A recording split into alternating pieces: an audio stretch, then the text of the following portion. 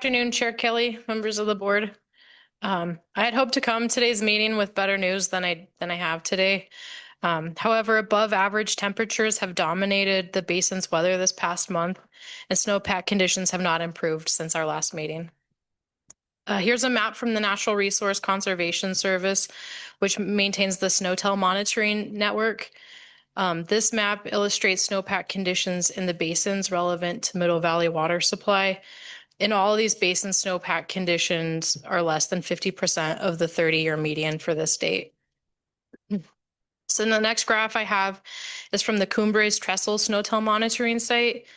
This graph illustrates how much moisture is stored as snow, also known as snow water equivalent, at this site. The Cumbres Trestle is useful for understanding potential runoff conditions into the Rio Chama. The green line on the graph illustrates the median condition by date. The blue-green line illustrates conditions from the 2025 water year, and the black line represents 2026 water year to date. This site is currently about 56% of its median, but only 34% of the median peak, which is only 57 days away. So this location would have to accumulate 17 more inches of snow water equivalent this year to meet that peak median.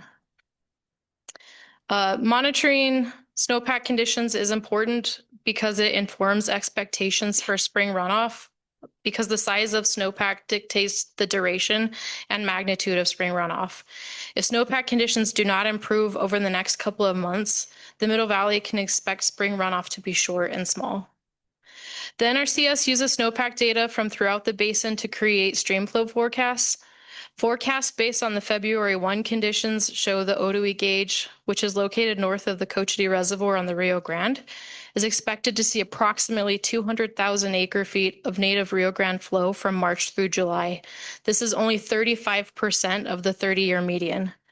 Forecast percentages worsen moving through the basin. The San Marshal gauge, which is located south of Bosque del Apache, is forecasted to see only 6% of its 30-year median, which is about 20,000 acre-feet. I will acknowledge that there's still a couple months left for winter to bring additional moisture to the mountains.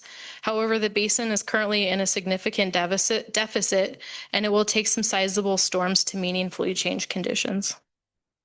In addition to potentially limited spring runoff, MRGCD will not be able to store any native Rio Grande water this year due to the size of New Mexico's Rio Grande compact debt. This means that once spring runoff concludes, MRGCD will have very limited ability to supplement river flows with releases from storage.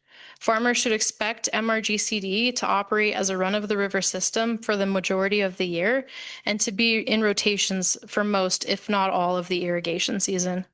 Rotation intervals will be dictated by available supply rather than a fixed schedule. MRGCD will be reliant on summer rain inflows to continue making irrigation deliveries after spring runoff, which can happen suddenly and can be challenging to manage for.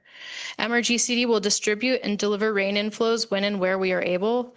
Based on current conditions, I expect the Middle Valley will experience prior and paramount only operations during periods this summer.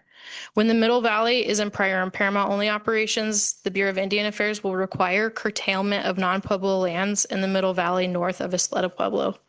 Farmers should be taking these conditions into consideration when making farming decisions this year. So the National Weather Service weekly forecast, I have it up here on the screen.